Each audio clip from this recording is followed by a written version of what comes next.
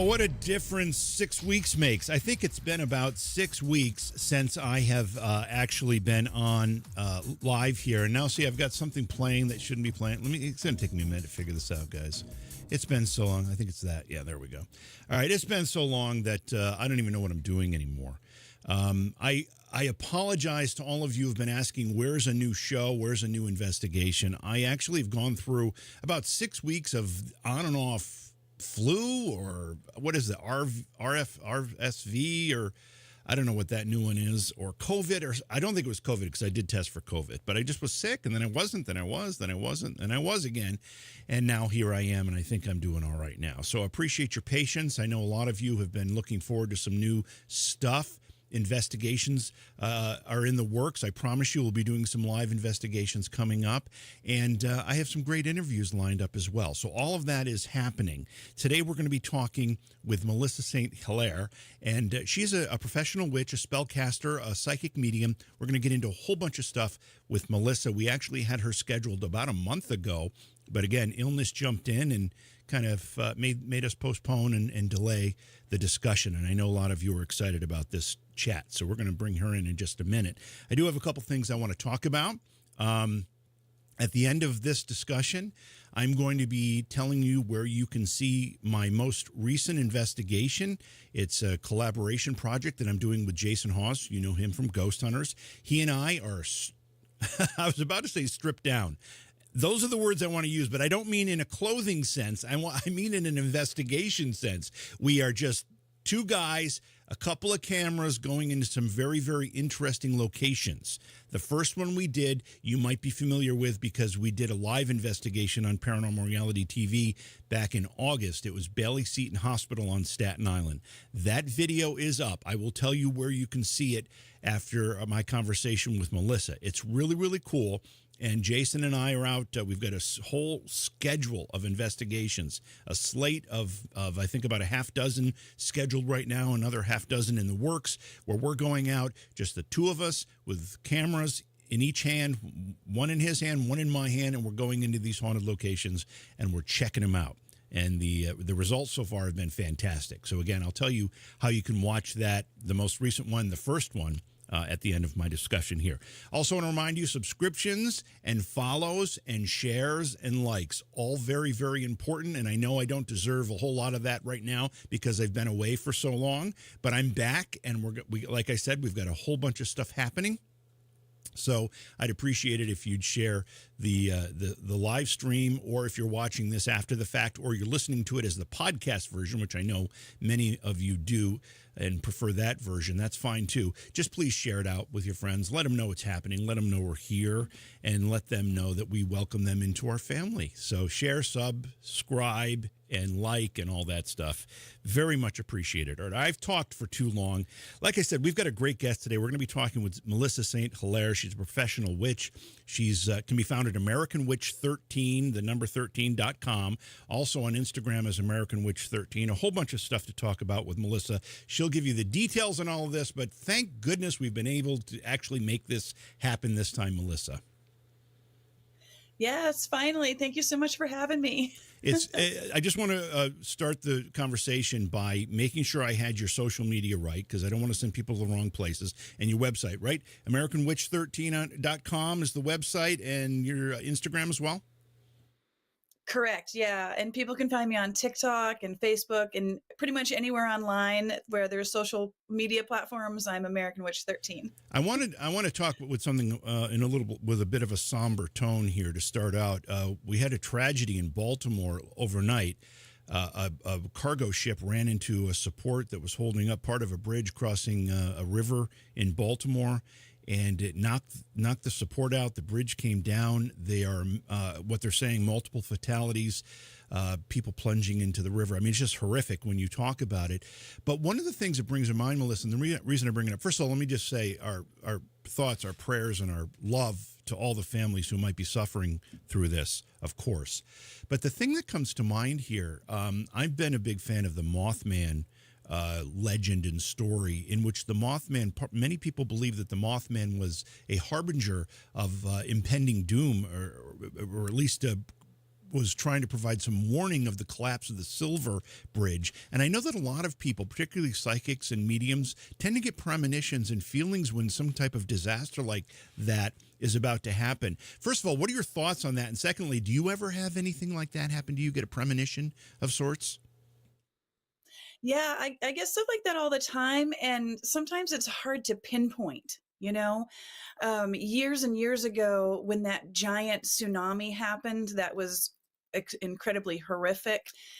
I don't think it was the day before, maybe it was like a couple of nights before, I had this really weird dream that I was on a beach with those thatched roofed huts, and there was water everywhere, and I saw people floating in the water.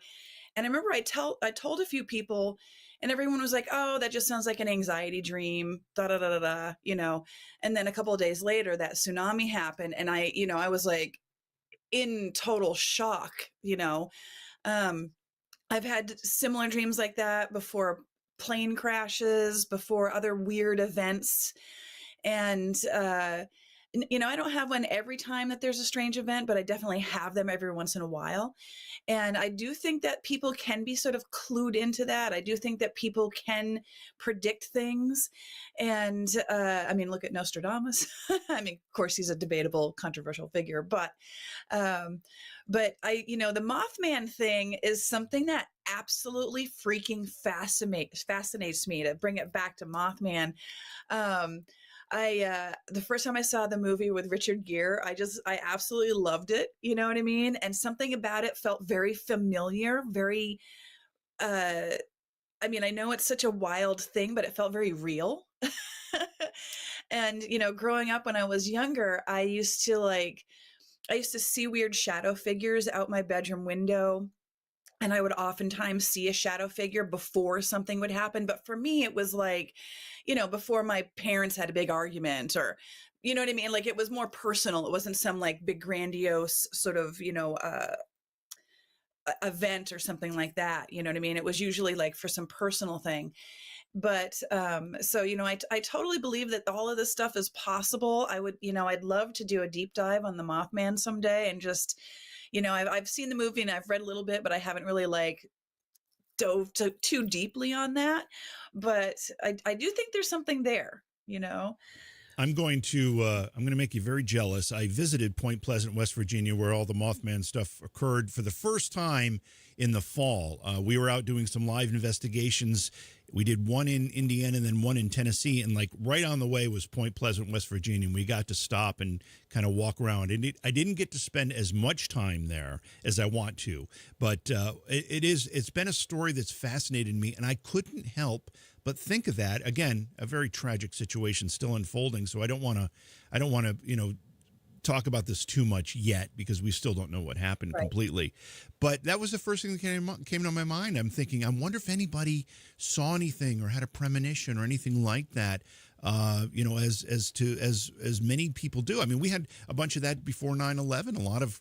I think there were kids that were drawing pictures of planes hitting buildings before the 9/11 attacks. And, you're shaking your head yes, so you must be aware of some of that too. Yeah, well, because I looked into that actually, and I read a bunch of. I can't remember the person's name, but there was somebody who put together a bunch of collections of people who had premonitions about that, and they tracked it, and there was like a significant number of people had a premonition about 9/11 before it happened. And oddly enough, my husband, who doesn't really believe in all this stuff, I mean, he has been married to me and lived with me long enough that now he's kind of like, maybe there is something to this. But for a long time, he didn't really believe this stuff. And the day before 9/11, he was playing a flight simulator. And as he was playing the flight simulator, his fake plane accidentally crashed into the Twin Towers. And then that happened the next day. And he was on a flight that day. He was supposed to fly from New Jersey back to California the day of 9/11. And his flight, I guess, was later in the day and it ended up being canceled. So he wasn't on any one of those planes. But, so, I mean, I've seen this even in my own home, like weird premonitions to things like this. So I wouldn't be surprised if it came out later on that someone felt something or had a dream or something happened because, and it's funny, I only just, well, not funny, but it's peculiar. I only just saw that happened right before I hopped on with you because it's early here and I'm not an early riser. So I literally just got out of bed and, and I got up and I was like, oh, I got a couple of minutes. Let me check the news. And then I saw this, it's everywhere on the news because it's a horrific event. And my brain started going all over the place. I don't want to speculate because it's too soon to speculate what happened, but I did watch some of the video and it's very peculiar seeing the cargo ship, the lights go off and then on and then off and on. So clearly you can see that there's an electrical malfunction happening, and you can't steer stuff like that when there's no, but yeah, I would not be surprised to hear if someone had some kind of premonition or something. Well, we'll keep our ears and our eyes open. I want to say hello to a few folks. First of all, Big Hair Tsunami, thank you so much for the super chat right out of the blocks. Love you, man. Always great to see you, and I'm sorry we've been absent for so long. Tally, good to see you. Amanda, Mary Grace, and everybody else who's joining the chat. Fran, I know I'm not catching up here, but I will try to say hello to everybody throughout the course of the day. We're talking with Melissa St. Hilaire, a professional witch, spellcaster, and psychic medium. Let's change the topic from the tragic events of Baltimore over the night, and let's talk a little more about you personally, Melissa. When did all this start for you? When did you become aware, A, of your psychic medium abilities, and also B, I don't know if you become aware of the fact that you are a witch or you decide to become a witch. I'm not sure how that happens. Yeah, it's a good question. I'm not sure how it happens either. Well, I first noticed that I had peculiar abilities when I was 3 years old. And I tell this story a lot, but I don't remember a lot of it because I was so little, you know what I mean? But my grandfather passed away when I was 3, and my grandmother she was not a particularly sentimental person. I mean, she didn't cry a lot. I never really saw her super emotional. I'm super emotional. I'm emotional about everything all the time. But I walked in on her in her bedroom and she was crying. And I think she was trying to sort of hide that she was crying from me. And I asked her what was wrong. And she said something like, Grandpa's gone. And I pointed to a chair in the corner. I was like, no, he's not. He's right over there. And I don't remember a lot of the rest of the conversation, which I know now what that means, because usually if I'm channeling someone, I kind of it's like I blank out for a second and something else can sort of talk through me and then I can come back and it's almost like waking up. But after she had her conversation with me, which I feel like she was asking me questions and I was answering, but the answers weren't things that I should know as a 3-year-old. So she sort of determined that she was talking to my grandfather through me. And after that experience, she never dated anyone. And if anyone asked her, she would be like, I'm still married, because in her mind, because I could see grandpa was still around.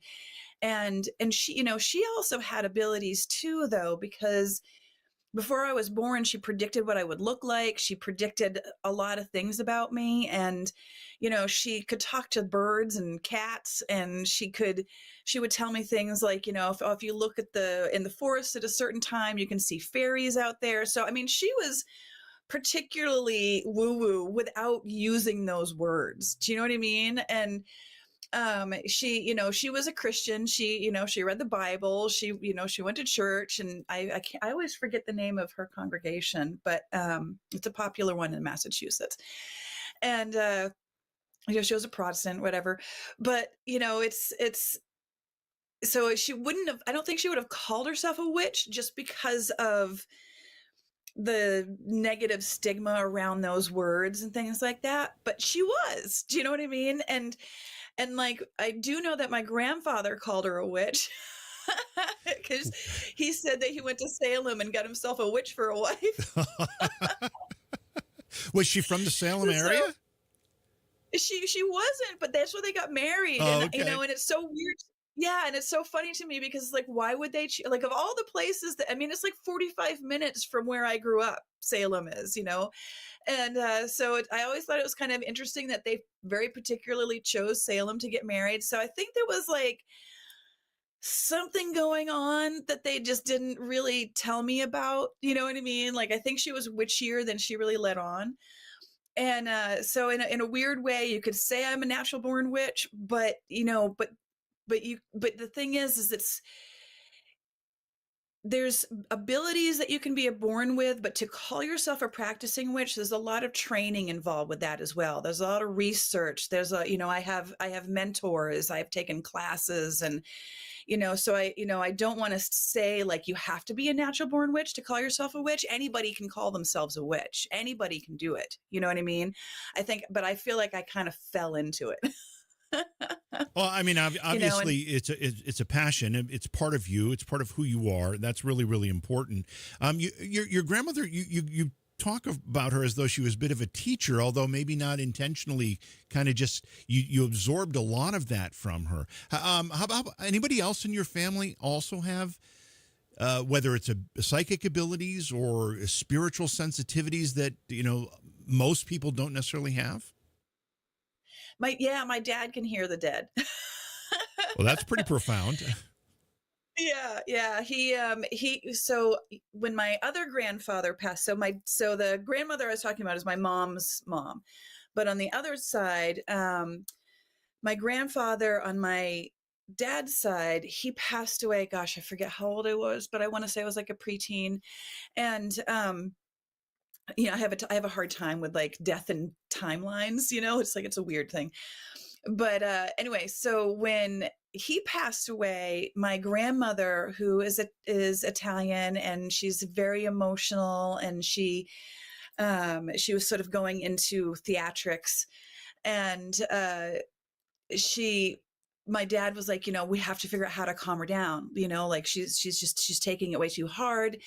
And he kind of said a little prayer to himself, like, and that grandma is Catholic, and they're very, very religious.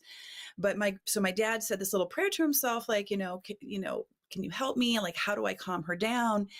And he kind of put the prayer out to his grandfather, his father, my grandfather. And he says that he heard a voice in his ears, and it was very clearly his dad. And it was a message for her. So he walked over to my grandmother, leaned over, whispered in her ear what this message was. And she instantly calmed down, got her breath back, got up, went into the kitchen and started making food. And, if you have an Italian grandma, I don't mean to stereotype, but if you It's have an okay. Italian grandma, like I had one. My mother was born in Italy, and my father, obviously, Johnson is not Italian. My father was not Italian, but I grew up in an Italian family, Italian culture. So I'm very familiar with the Italian grandmother thing. right. Yeah. If she's making food, she's okay. You know what I mean? So like, we know we're like, okay, she's getting the lasagna going. So we're all going to be fine now. But yeah, so she was totally fine. So I said to my dad, I was like, so, what was the message? Because of course, I want to know, like, what was this message that calmed her down? And he said that as soon as it was out of his mouth, it was gone from his mind. He just he channeled, and then he forgot it. And that happens to me a lot. Whenever I'm doing mediumship readings for people, especially once I get into the flow of it, it's like something about me as a human and as an individual kind of checks out, and something is just flowing through me. And I don't even know what I'm saying half the time until afterwards. And then I sort of come out of it, and little bits and pieces might come back to me, but the bulk of it is gone. But it usually doesn't matter, because the person that I'm sharing it with, it's not for me. It's private information for the person I'm talking to, so, so I make peace with it that way. Again, and sadly, we don't have a lot of time, and we've got a lot to cover. So I'm going to try to move through some of this kind of quickly. Yeah, no worries. You're a professional witch. You're a psychic. You're a medium. You're a spellcaster. Is any one of those at the top of the list? Are they all kind of, you do it all and it's all equal in your mind? I would probably put mediumship at the top of the list, because that's something that has always been with me as long as I can remember. There's been times where I've dampened it, like especially when I was in school and socializing, I had to kind of put it on the back burner and not think about it. And I never really called myself a medium. I just knew I was extremely sensitive. I could tell if people didn't like me. It's like I could hear thoughts. I could get feelings. I knew when people were upset and trying to hide it, things like that. So I would say that's the top, because that's my core being without even trying to do anything. And then, witchcraft and spell casting, things like that. it's definitely part of my life. I wake up every day, I do little rituals, and it's ingrained in my life and how I view the world. But that to me is something more that I have to work at. You know what I mean? Like I have to be, I have to be mindful. I have to be aware of like what intentions I'm putting out into the world and how I'm helping people and, how I'm using the things in my environment, herbs and what have you. So it's that takes more work. It's not like breathing, if that makes sense. Yeah, it does make sense. Now, you do this for folks. You do all of the things we've been talking about. You offer those services for folks. Is that what you do full time, or do you do other things as well? I'm also a writer, so that was the reason why I'm and a filmmaker. The reason why I moved to Los Angeles was to write and make documentaries and things like that. So that was my number one passion and what I was hoping to make a living doing. And all this other stuff was just like a hobby. It was just something I did on the side. And then somewhere along the way, my paths crossed. And, so now the witchcraft and the readings, and that's kind of become how I make a living, but I'm also still writing. So it's a mix of both. Okay, so I've got to ask you this question. I didn't know this going into our discussion that you were actually a filmmaker as well. Are you still working to become a filmmaker? Have you made films already? Where are you in that timeline? Well, I put it on hold for a long time. You know what I mean? I wrote several scripts in the 90s and early aughts for a production company, and nothing really came of those. But I made some short films. Right now, I have a documentary series out called Secrets of the Craft that you can find out on YouTube. And it's with Dead Air Full Spectrum is the channel that I did that for. And I'm hoping to do a sequel to that at some point. And, I've got ideas, percolating. I was going to do a documentary on American witchcraft, but that had to be put on hold. And I'd still like to do that someday, but I'm not sure. I think I might just do these little web series for a while first. But yeah, so it's still there. I still want to do it, and I also have fiction stuff that I've written, but I've kind of put that like on hold for now. Please, I'll tell you what. I don't know if it was the same with you, but the COVID interruption in our lives changed everything. Prior to COVID, in addition to doing this type of stuff, I was a promoter of a horror film convention called Scaricon, and I did them twice a year, and I did them for 11 years, and then COVID made me stop for a couple of years, and I haven't been able to reignite that. Everything seems to have changed. Is that part of your story as well? Did it change you too? 100%. I actually had a meeting with an agent and a Hollywood actress whose name I'm not going to say just because I got clearance from her to use her name. But she was interested in producing the project, and we had a meeting scheduled the week that the lockdown happened. So we postponed it thinking, oh, it's just going to be a couple of weeks or whatever. Though I had a funny feeling the whole time. I was like, this is not, and I kept saying to my husband, I'm like, this is not going to be a couple of weeks. Like, we have got to get ready for the long haul. Something's going on here.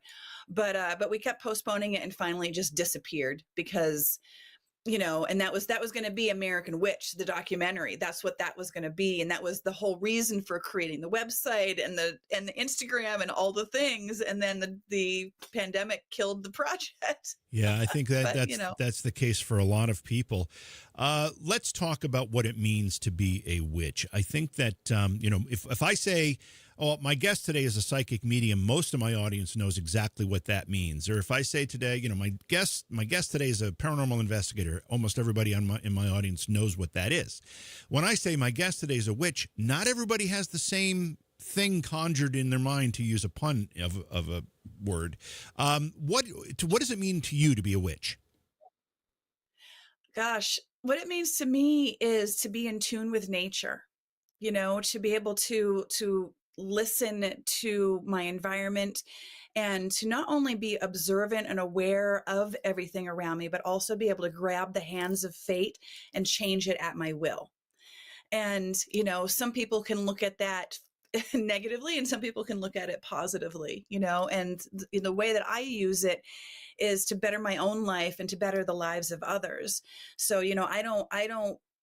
I don't have anything against witches who hex or curse or, play with the negative magic. I have no problem with them, but I tend to not go in that direction just because I'm so sensitive that if I were to harm someone, it harms me. You know what I mean? Whether it's just my natural being, I'm too sensitive for that. But I generally just use it to help people, but I use it in a way that is tied to my intuition and my mediumship. So it's sort of like all kind of ends up working together. So I think of it as sort of like spirit craft because, I'm like, Sam, talking to a client and they think they want a spell crafting. I'll talk to my spirits. I'll talk to their spirits, find out, is it safe for them to do a spell crafting? What would work for them, that kind of a thing. So it all kind of comes together, but all of it is in service of my community and other people.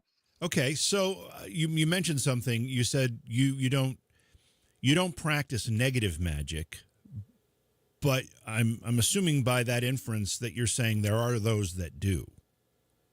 Yes. That's a little bit scary. Now, when we talk about spell casting, again, certain people who aren't necessarily aware of maybe how you would define that word are thinking, forgive me for being very, very stereotypical here when in the way I describe this, but I don't know how better to do it. And please take it as kind of tongue in cheek. But, eye of newt and toadstools and, that kind of thing, right? I mean, that would be the pop culture version of spell casting. I'm assuming that's not what it really is.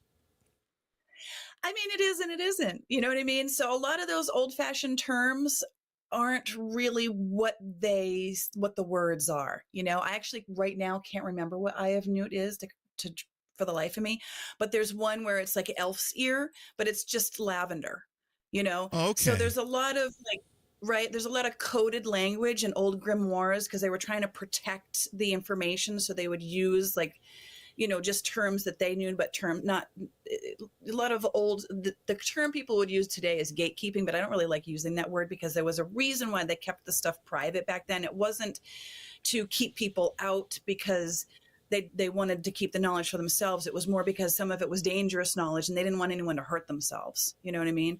So, but it is kind of that, but the thing about spell crafting is, honestly, the simplest way to describe it is it's prayer, but it's prayer with tools. You know what I mean? So you're basically and I would say with prayer is a lot of I guess the difference would be prayer would be asking for something.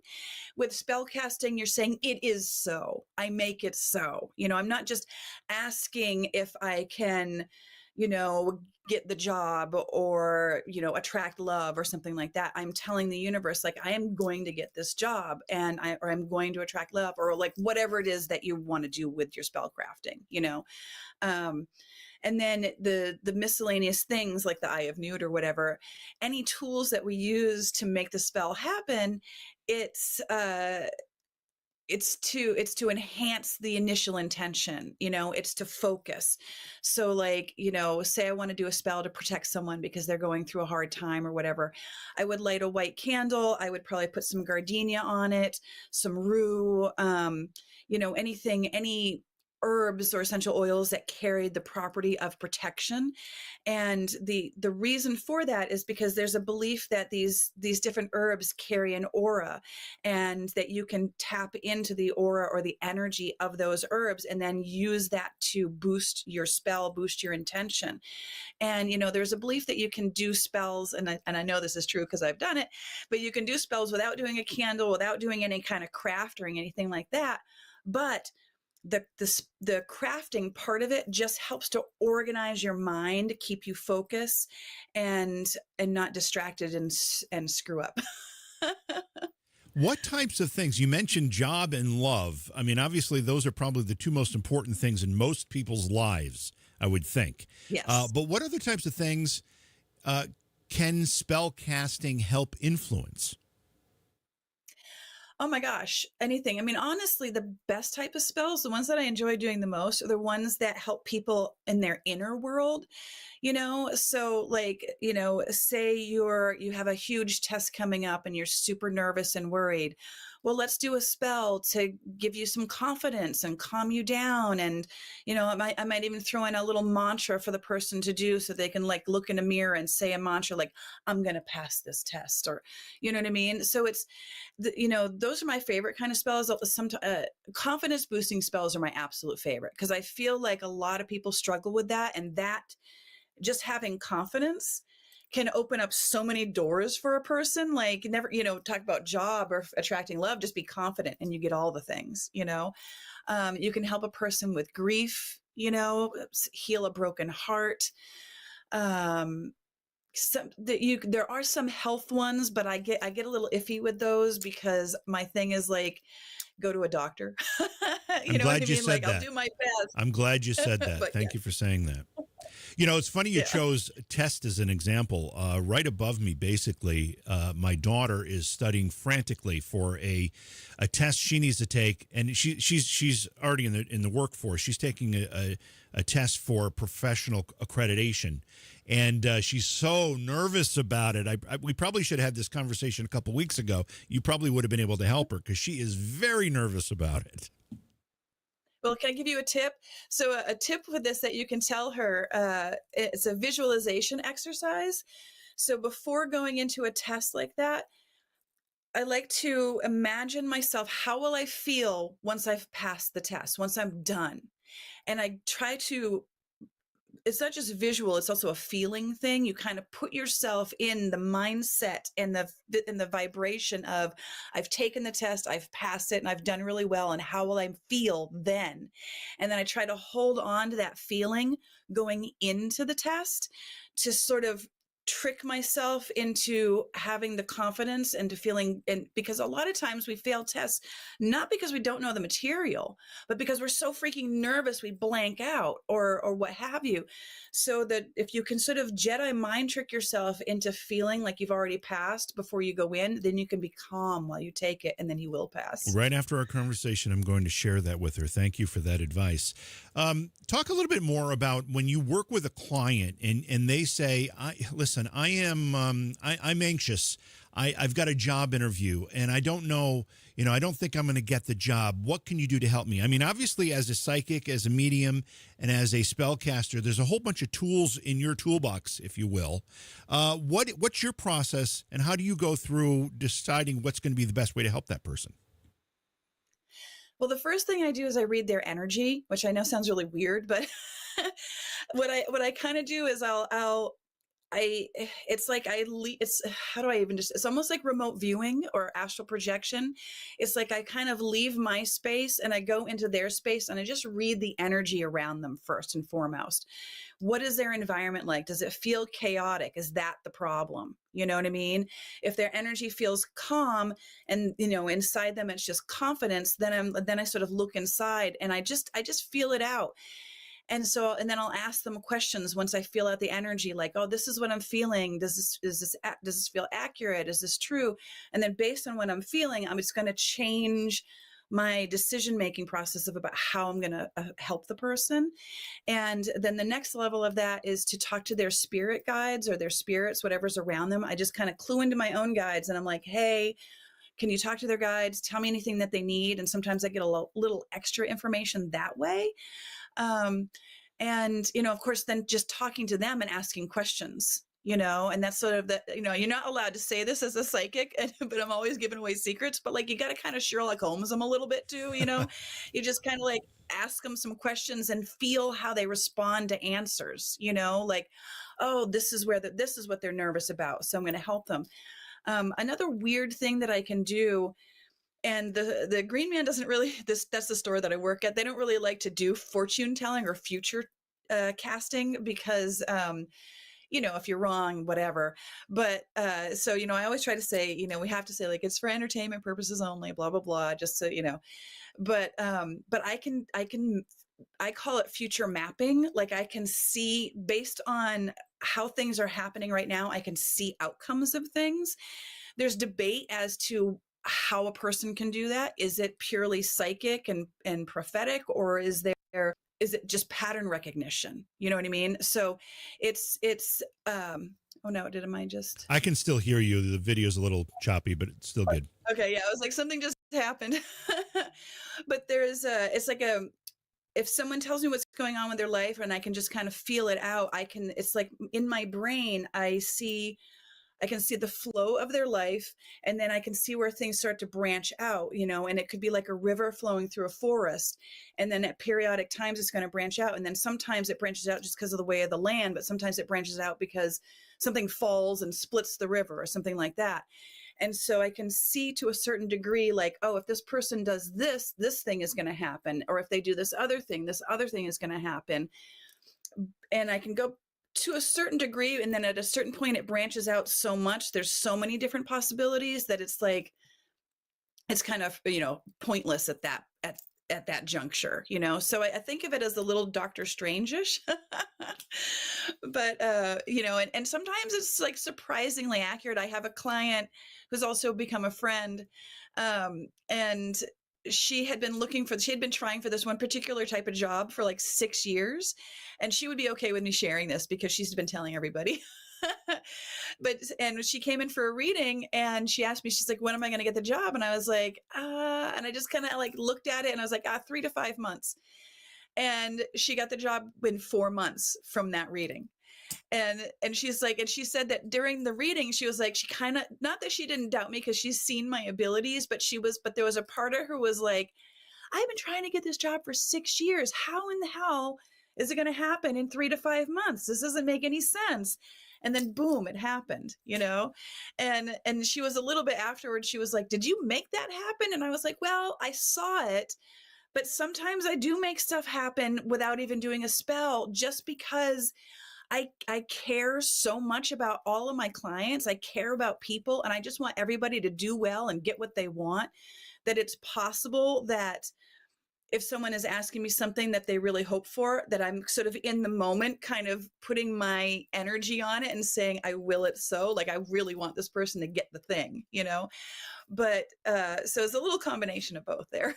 I want to say thanks to Matt for the gifted cookie in Foxhole Pilled. Thank you so much for that. And I failed to say hello to our Foxhole Pilled viewers. Hello, everybody. Thank you for being here. We really appreciate it. By the way, White Wings 1776 in Foxhole Pilled says, Melissa, you look a lot like her White Wing's sister. She passed away 13 years ago, and White Wing says it's very, very spooky that you look so much like her. Well, sending so much love, and I'm so sorry for your loss. And that I know that's hard. And I don't know if White Wings is a he or she, so I'm not sure what to say. But White Wings has been thinking about her for a lot lately. So it's kind of synergistic that you are here today looking a lot like her. So maybe that provides some comfort. Yeah, maybe that provides some comfort. I want to remind everybody, we're talking with Melissa St. Hilaire today. Melissa can be found at her website, which is AmericanWitch13.com. Also on social media as American Witch 13. Is it the same on other social media as it is on Instagram, American Witch 13, Melissa? Yeah. It's across the board. It's all the same. That makes it easy. I want to talk more about spellcasting because, first of all, do you have a sense, and I don't even know how to ask this question, and if you don't have a way to answer it, that's fine, but what's the success rate? Do you have half the time you feel like the outcomes are what you wanted, or how does it fall? Well, that's a hard one to answer, because in a weird way, I want to almost, I shouldn't say 100% because nothing is ever guaranteed, but I'm going to say 80. My guides are screaming at me, say 80% because that feels right. But even sometimes when a spell doesn't work out, it does. And I know that sounds really strange, but a lot of it is, does the person really know what they want? Sometimes a person will ask for something, but deep down it's somehow not what they really want, or the universe just doesn't have that planned out for that person for whatever reason. Maybe they think they want it, but it would be harmful to them in some way or something like that.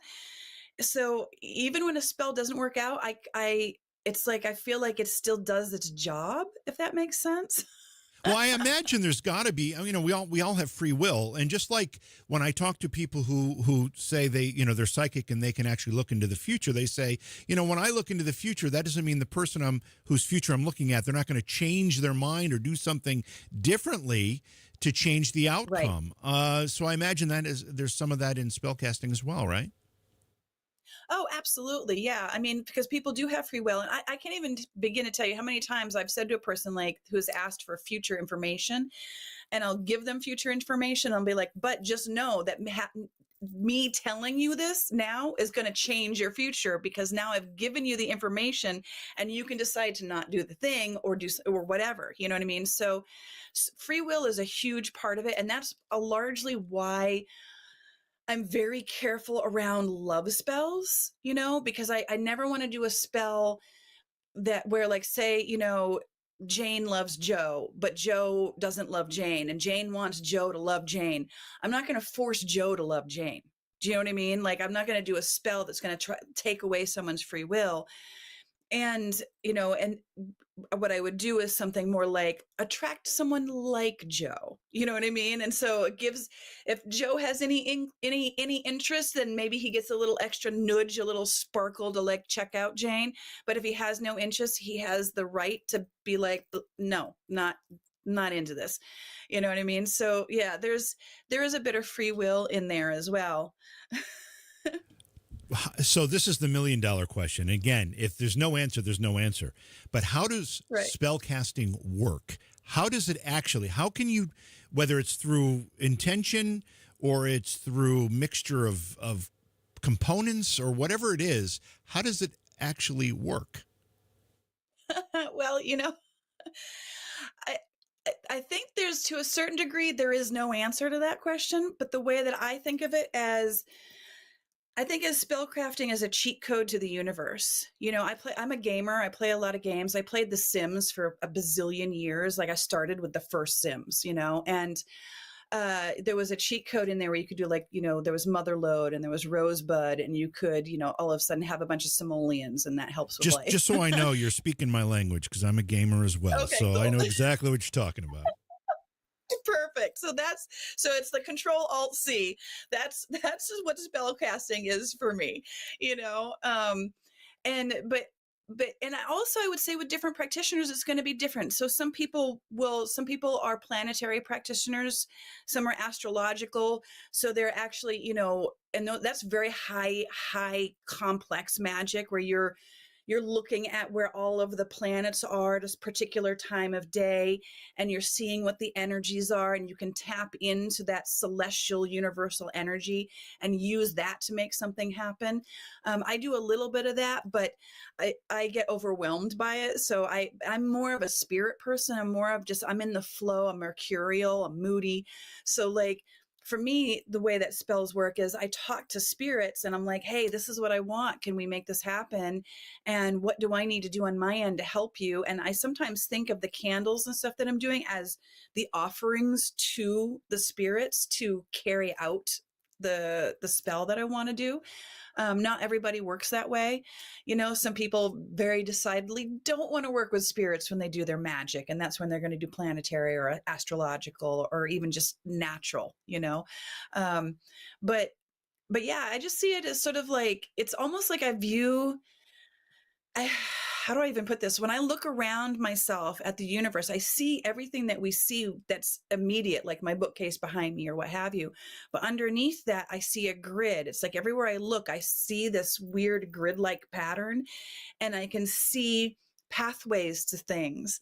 So it's sort of, that's where the cheat code part comes in. You're just sort of like grabbing the threads of the universe and rewriting it to get the outcome that you want. We are quickly running out of time. So I want a couple things we kind of have to rush through, but I want to talk about your book. Tell us about the book, 30 Real Signs from the Afterlife. Yeah, so this is a book. A publisher came to me. They were looking for a quote unquote expert medium, and I've done a lot of research for decades on this topic. So I poured everything that I've learned, both from studying, but also from practical application of all the stuff that I do, and I put it all into this book. The idea is to tell people that you don't really need me to talk to spirits.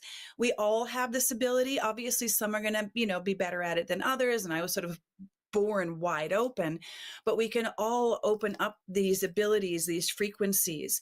And so the book is sort of a almost kind of like a practical how-to book, the first part of it to help people to open up and to meditate and to listen and things like that.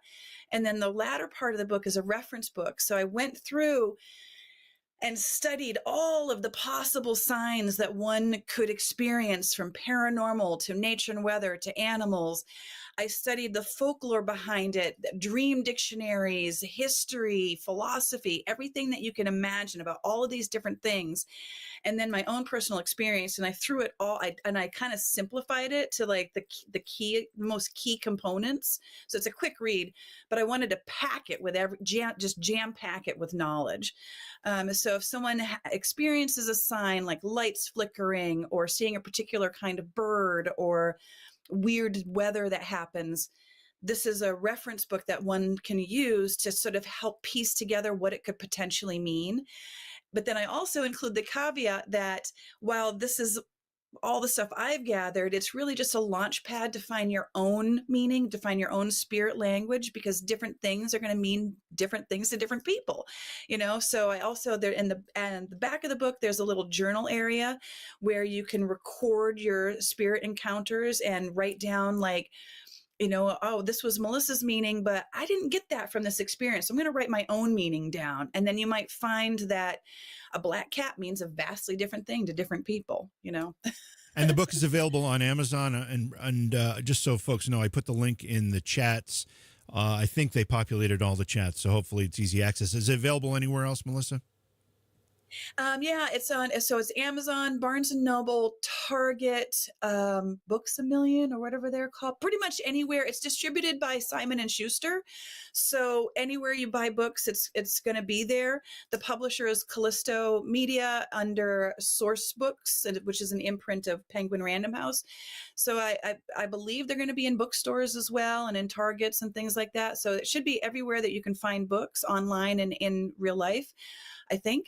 And it comes out on May 7th, and you can pre-order now. And on May 11th, I'm going to be doing like a book signing / workshop. That's both a virtual event and an in-person event. So it's going to be a little tricky, but I'm going to do it.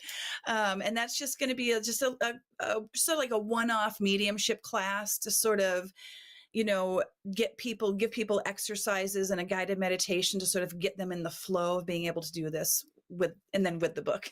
That was going to be my first of all, let me just say we're probably going to have you come back just to spend 40 minutes or so talking about the book. We're going to probably need to do that. But my next question and the final thing we'll have time for here today is to talk about the classes that you offer. You do offer classes that help guide people through sharpening these abilities and these ideas. Is it for everything, or do you have specific things that you teach? So I teach psychic development and mediumship training, and also I can also teach spell crafting. But at the Green Man store, there are older practitioners there who've been doing it way longer than me, so they've they take care of the spell crafting part of it. But I do have a mediumship for witches class where I blend mediumship with spell crafting, it's super fun. I think of it as like camp for witches. Because we're crafting and we're doing exercises, and it's very hands-on and fun. But my whole thing is to teach people how to tune into their own innate abilities, because I really, really, truly believe we all have these abilities, and not just to talk to spirits. You can use intuition and this sort of stuff in an office job, making decisions creatively. It's super good. The workshop I'm doing on May 11th is great for witches and mediums, but also phenomenal for creative people, because I'm going to be doing an automatic writing thing. And automatic writing is such a great way to help channel, and like, especially if you have like writer's block. Like I don't believe in writer's block, because there's a way to break through it. You know what I mean? And it's just getting out of your own way and going with the flow, so it's that's my biggest thing that I teach. Okay, so I can't end yet because Matt generously gifted a cookie in the Foxhole chat, and Matt has a question, so I need to ask you. Matt sees repeating numbers a lot, like 1111 or others, and wants to know if there's any significance to that you can share with him. Yeah, I do believe there's significance to that. I know some people just think it's coincidence, but to me, numbers are the language of the universe. And so if you see repeating numbers, if that to me, that's the universe giving you messages. It's cluing you in. The general meaning, no matter what the numbers would be, I would say would be, spirit, God, universe, whatever it is that you believe in, that creator entity is noticing you. The spirits are noticing you, and they are giving you little clues to let you know, like, you're on the right path, you're protected, you're guided. You know what I mean? So it's, to me, I look at it, whenever that happens, I feel good, because I'm like, oh, okay, excellent. I'm on the right path. I'm doing what I'm supposed to be doing. You know what I mean? And then sometimes if it's 1111, I'll also make a wish just for fun. Yeah, a lot of folks see significance in 1111. It's interesting, and I frequently will come across those numbers in sequence too. So I always find that fascinating. Melissa, we've kept you longer than we said we would, and we appreciate your time. You mentioned the book, you mentioned the classes, and also the services you offer. Where can people find you to be able to take advantage of some of this stuff? So you want to go to on social media, there's the Green Man store, and then if you just Google Green Man North Hollywood, and you'll find their website. I think it's just thegreenmanstore.com. But if you go to their psychics page, that's where people can book me for readings or spell crafting. And I'm assuming you do it virtually, because most of our, we've got people all over the world watching. So you'll do that on, okay. Yeah, I do it on the phone or with Zoom, if people want to see me, because sometimes it's better to see each other. But yeah, I do it. I do it all from my office. So you'll probably see the same background if you book me. I'm going to have to stop you again, because there was one more question that I wanted to answer. I feel like Columbo, Columbo. Oh, one more thing, ma'am. Yep. Green Man Store. Is it what I think it is? Does that name mean what I think it means? Yes. The Green Man of Lore, the Green Man of Lore, yes. Yeah, okay. The people who run it, they're the KED tradition, and the individual who's the manager of the store is Griffin, and he has sort of a kinship with the Green Man, and the Green Man. It's just, it's symbolic of a lot of different things. I'm not going to go into detail, but people can Google it, because it would take me too long to explain, but you can Google it. Okay, so they can go to the Green Man Store's website, and where else can they find you and information about booking you for services? The best place, honestly, to find me anywhere is my Instagram. That's where I'm the most active, so American Witch 13. But you can also email me directly, and I can hook you up with anything you need. So that's Melissa at AmericanWitch13.com. Melissa at AmericanWitch13.com. Melissa, thank you so much. This was an interview 2 months in the making, and we were able to get it done finally. And I'm really glad we did, because you're terrific and you're a lot of fun. I'm looking forward to having you back at some point. I'm happy to be back. All right. Thank you so much. Yeah, thank you so much. Melissa St. Hilaire, again, you can find more information at AmericanWitch13.com or on Instagram at AmericanWitch13. And you can look up the Green Man Store if you want to find a way to book a psychic reading or get more information about the store as well. What a great person. What a great conversation. And they always go so fast when they're good like that, and this one was no exception. I did promise everyone, however, that at the end of the conversation, I would let you know how you can find and watch and participate through comments or whatever in my newer project, which is a collaboration with Jason Hawes from Ghost Hunters. He and I are going out, and we are doing a very basic and old school, I guess is a better way to put it, old school investigations at some very haunted or reportedly haunted locations.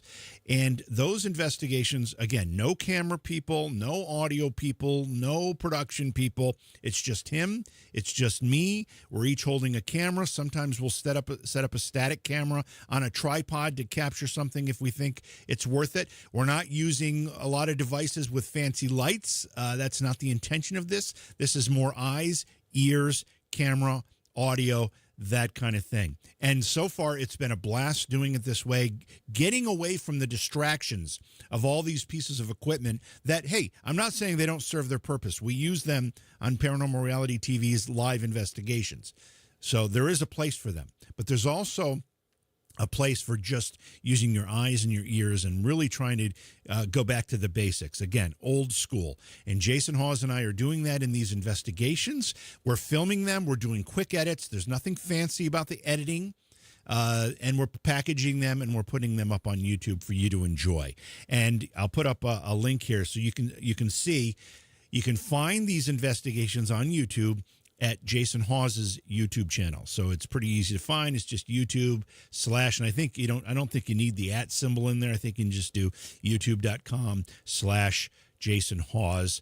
But either way, it's easy to find the channel. I would suggest that in addition to being a subscriber and a supporter of Paranormal Reality TV, you subscribe and support the Jason Hawes YouTube channel, because we've got 2 others investigations that we've already filmed. We're in the process of editing, and we've got many others scheduled. There's some really, really great things in our future that we're going to be able to share with you, and we're looking forward to doing that. So again, go to YouTube, find Jason Hawes' channel, and subscribe. Obviously, just a subscription on YouTube, there's no charge for. So you can just click the button and be part of the group there, too. And the first episode of Bailey Seton Hospital's investigation is already there. It's live. You can watch it. It's about 35 minutes long. And I hope you enjoy it. Let me know what you think of these investigations. So far, that one has been received very, very well. That's going to do it for today. I appreciate everybody's time. Thank you so much for being here. We have another interview scheduled for tomorrow. I'll release details on what that is, and it'll be at 1 o'clock tomorrow afternoon Eastern time, like today's interview was. Thanks again for being here, everybody. Love that we're back at it, and that you're all jumping in and participating. We'll see you again soon.